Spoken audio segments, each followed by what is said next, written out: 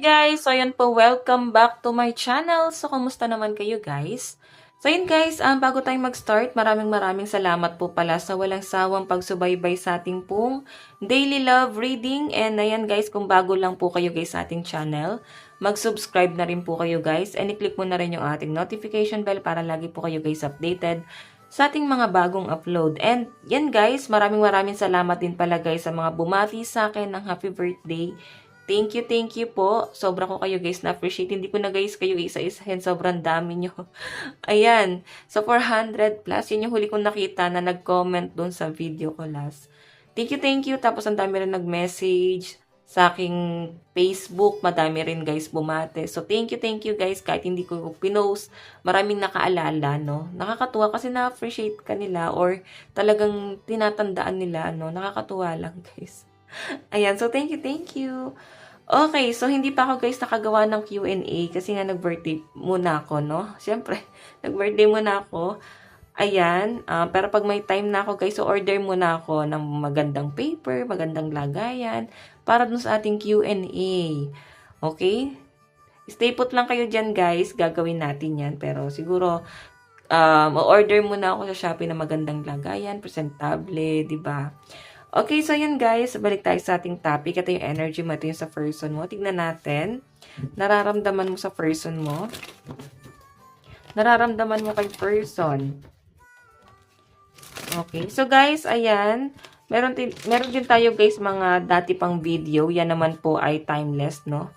Pwede kayo guys makaresonate. Ayan. Pwede kasi nakatadhana pa rin yan para sa inyo. Once na yan ay dumaan sa inyong notification. Notification. Kung nag-subscribe kayo, yes, dadaan siya. Ayan. Pero baka bigla lang dumaan sa ano nyo guys, sa newsfeed nyo, no? Okay. Nararamdaman mo sa person mo.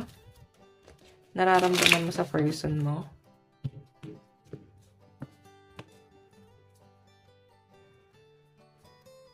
Ayan guys, kung nainip po kayo sa ating pag-shuffle, ay pwede nyo na pong i-skip yung ating video. Proceed na kayo guys sa ating reading. Nautal talaga ako. Oo. Nagsasuffer talaga ako sa braces ko guys. Gusto ko na nga ipatanggal to. Totoo lang. Simula nung pinakabit ko to. Nauutal na ako magsalita. Hirap na rin ako sa letter S. Totoo lang. Okay. Energy ni person. Nararamdaman ni person mo sa'yo ngayon. Okay, ano ang nararamdaman ni person mo sa'yo ngayon?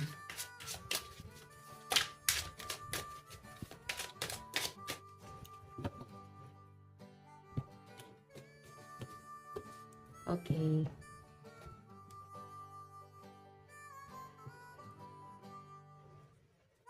Ayan. Parang di pantay. Okay. So, dun muna tayo guys sa nararamdaman ni person sa'yo. Okay, meron tayong, oh my God, the lovers. Wow. Nakakatuwa lang guys kasi ito ha, the lovers, I think karelasyon mo si person, mas ahead siya sa inyo. Tinuturing kanyang baby. Ayan, ibig sabihin, binibaby ka niya, inaasikaso, mahal na mahal. Oh my God, nakaka-inlove naman to kahit picture lang. Tignan nyo naman guys yung temptation. Grabe naman si person. Siguro ang lakas ng temptation, ang lakas ng sex appeal mo kay person kasi araw-araw siyang in love sa inyo. Lagi kanya guys iniisip. Actually, parehas kayo guys na nag-iisipan. So, nararamdaman sa inyo guys ng person mo, more on temptation. Ayan no, may apoy, napaka-fiery. So, naglalagablab. Tukso si person, no? So, alam niyo yun guys, maaaring ang nararamdaman niya sa inyo, more on temptation, tukso. So, may pleasure din ako na nasa-sense dito. Okay? So, the lovers, maaring malakas ang energy ng mga Sagittarius kasi may sign ng ano doon. Okay? So, tignan po natin. Ano ang tingin sa ni person mo ngayon? Knight of Wands. Ano to? Baliw na baliw si person mo. Ba't humahabol siya ngayon sa inyo? Tingin niya sa inyo, nagpapahabol ka sa kanya. Tingin ng person mo, nagtatampo ka tapos hahabulin ka naman niya. Gustong-gusto mo yung ganun, nahabol ka niya, sinusuyo. Di ba? So, ayan.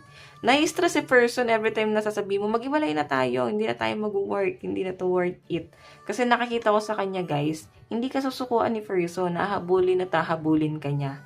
So, mari iba sa inyo, guys, nagtataka, ba't hindi ka pa rin niya i-let go, hindi ka pa rin niya kayang bitawan.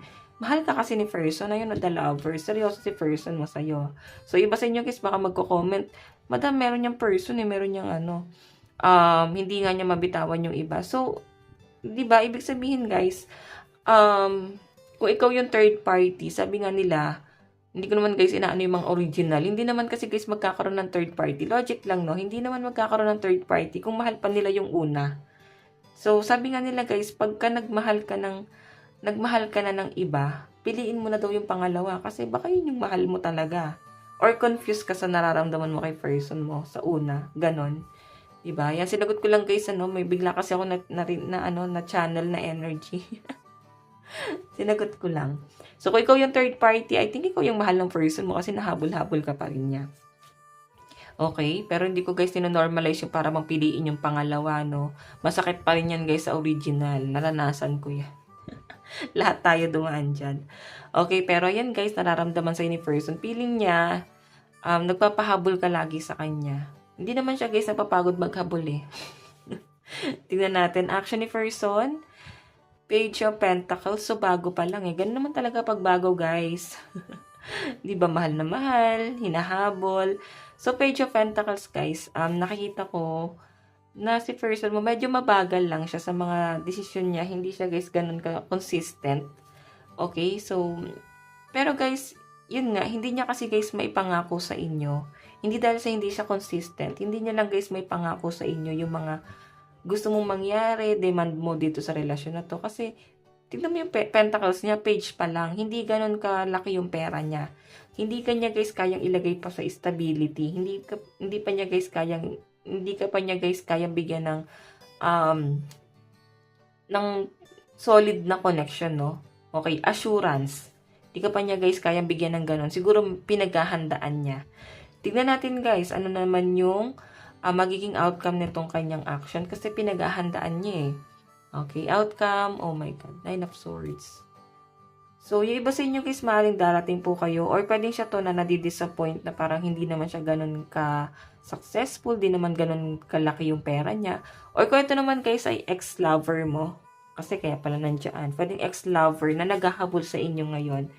Pwedeng hirap na hirap siya sa pera ngayon.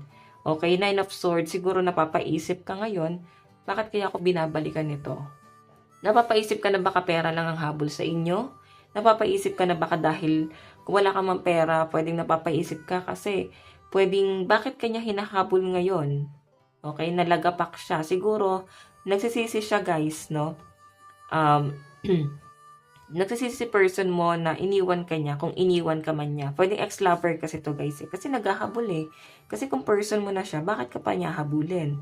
Kung hindi ex, no? Kung hindi mo to guys kinat. Okay? Or pwedeng hindi siya guys makapag-focus sa trabaho, kakaisip sa inyo. Hindi siya guys makatulog sa gabi, oh. 9 of Swords, hirap na hirap siya, down na down siya, feeling niya nade-depress siya sa mga nangyayari. Binlock mo ba siya or bigla mo na lang iniwan? Pwedeng may pagtatalo kayo, tampuhan, na nangyari dito sa inyong connection. Okay? Na nagdulot sa person mo ng grabing blockages. So, tignan natin guys yung bottom of the deck. Meron po tayong the Star. So, I think ipaglalaban ka talaga ng person mo kasi pinapangarap ka niya. Nag-aantay lang siya dito, oh, diba? Puro siya regret. Kung nagkaroon to guys ng third party, parang kailan lang tong nangyari guys. Nagkaroon ng konfrontasyon. Okay, kung matagal na kayo guys hiwalay, maaaring itong person mo, bumabalik siya, hinahabol ka pa rin niya, gusto pa rin niya guys ipaliwanag yung sarili niya sa inyo, gusto niya pa rin masettle yung relationship niyo, ayaw ka pa rin sukuan. Okay, pwedeng ikaw na lang yung sumusuko, siguro. Okay, kasi may regret siyang naramdaman, no? Okay, so titignan natin guys sa side ni person, malakas ang Sagittarius, Aquarius, Gemini, Libra, Capricorn, Taurus, Virgo. Okay, ayan. May water sign pero siguro mga nasa 5%. Cancer, Pisces, and Scorpio. So, tignan natin guys, sa side mo, anong nararamdaman mo kay person. Emperor. Masyado guys, matigas eh. So, ayan, di ba? Medyo naging green ako doon. Okay, so, ito kasi guys si Emperor, masyadong nakikipagmatigasan, mataas ang pride. So, ang tingin mo sa kanya ganon, nakikipagmatigasan, mataas ang pride, makapalang muka. Basta lahat ng matigas, no? Mataas ang pride, makapalang muka. Parang walang takot, gusto niya lang gawin yung gusto niya. Hindi na guys mahalaga yung nararamdaman mo. Pwedeng nandun na sa point na yon. Okay? So guys, ayan, Emperor, yun ang tingin mo sa person mo. Siguro inahabol ka niya. Tapos napapaisip ka, kapal naman ang mukha nito, parang wala lang yung ginawa sa akin. Ngayon, naghahabol-habol ka dyan. Ganyan. Okay, pwede matindi yung ginawa sa inyo kasi ba't siya magkakaroon ng disappointment na ganito. Okay? Pero iba sa inyo guys, maring magkarelasyon pa. Okay? Pwede nagkaroon lang kayo ng problema. Hindi kayo nagkaintindihan. Ayan, kasi ang tingin mo sa kanya, Emperor eh. So, hindi rin siya guys na nagpapatalo. Okay? Madalas na siguro yung diskusyonan sa inyo. Okay? Tignan natin guys, ano naman yung magiging, anong tingin mo kay person? Magiging tuloy. Oh, ito yung tingin mo sa kanya. Nararamdaman mo. Ito yun, oh. Nine of Swords. Para bang may regret. Yung tingin mo sa kanya, ay, naku, kawawang-kawawa naman. Parang gano'n, naawa ka ba sa kanya sa mga nangyayari? Matindi yung regret niya eh. So, yung tingin mo sa kanya, nagsisisi, sobra-sobra, nagsusumamo, nagmamakaawa, lahat, no? Ito yung nararamdaman mo sa kanya, matigas pa rin siya. Kahit na, ito yung pinapakita niya sa inyo guys, 5 of Cups. Pinapakita niya sa inyo na nagsisisi na siya. Willing siyang magbago. Pero yung nararamdaman mo sa kanya, Emperor pa rin. Ibig sabihin, pwede niya pa rin gawin or pwede pa rin siya guys, hindi pakinggan yung mga demand mo sa kanya. Okay? So, pwede rin naman guys na hindi ganun katindi yung pagtatalo. Baka naman guys, ano lang yan. Nag-away lang kayo sa pagkain. Mga ganyan. Mga maliliit na bagay guys, ginagawang big deal na. Okay, so tignan natin guys, ano naman yung magiging action mo. Kasi nararamdaman mo sa kanya ngayon. Para bang, gusto mo rin naman siya eh. Mahal mo tong taong to. Kasi, ano siya eh, sobrang matatag siya eh. Yun yung gusto mo sa isang karelasyon. Yung matatag, hindi mahina. Hindi pong kaya kang, may para siyang sandalan, ganun. Armor. Diba? Yun yung nafe-feel ko dito. So, tignan natin guys, ano yung magiging action mo. Oh my God. Ending. So, tugma-tugma talaga yung card guys. Tignan mo ha. Hinahabol ka ni person. Sabi ko sa inyo kanina, bakit ka hinahabol? Kasi yun ang nararamdaman niya, nagpapahabol ang ata to. Kasi yung action mo guys, lagi ka ata nakikipaghiwalay. Hindi ba kayo guys, kulang kayo sa tiki-tiki nung bata kayo. O pwedeng may dahilan kung bakit kayo guys ganito. Pwedeng laging masama ang loob mo sa kanya. Or maaring maliit na bagay pero para sa inyo guys, malaking bagay na yon. Okay? Baka ito'y tampuhan na naman. Hayan, hinahabol-habol ka ng person mo. Or hahabulin ka rin niya guys kung kayo ay nagkakaroon ng ending dito. Yung iba sa inyo guys, baka wala naman talagang third party.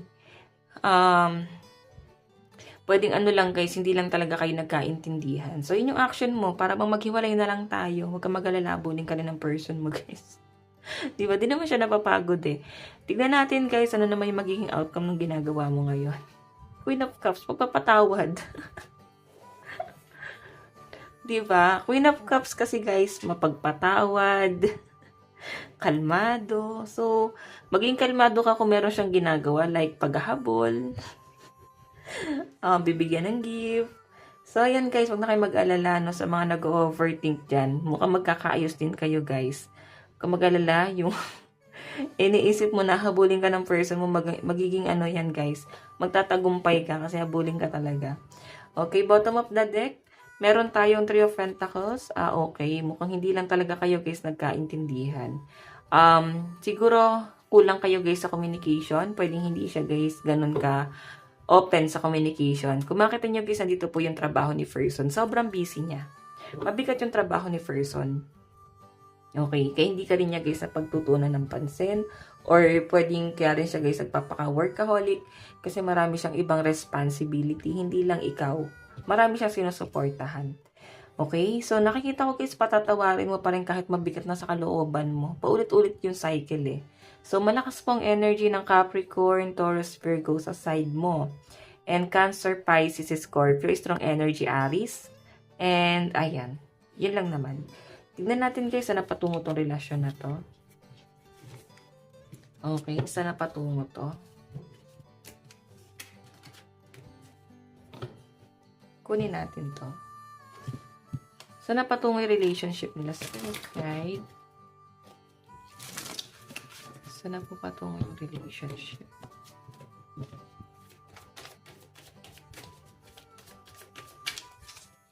So, guys, meron tayong King of Swords.